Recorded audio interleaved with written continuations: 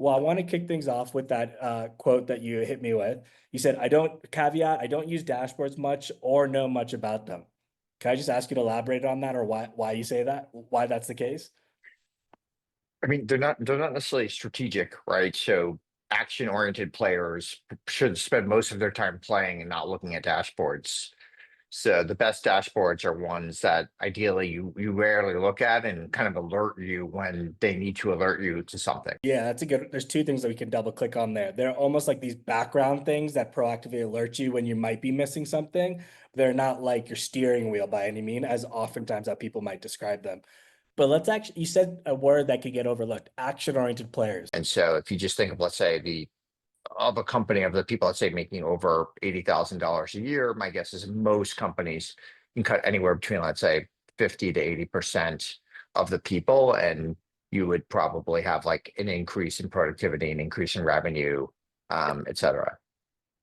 Absolutely. They, well, with that analogy of like the folks working on the front lines of McDonald's or the people in the hospitals, the nurses or the doctors, the other way you could put it is these frontline workers. Many of the folks on this conversation are the frontline workers, whether they're taking support conversations or listening directly to the conversations with support reps and coaching reps.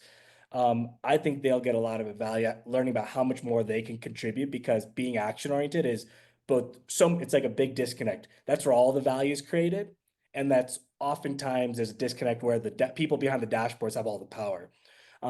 Where do you think, you over the arc of your career, where do you think this culture of not, well, where do you think this culture of like looking behind dashboards has come from? Have you seen it got worse over time? Has it been the same but a different flavor? Any trends there?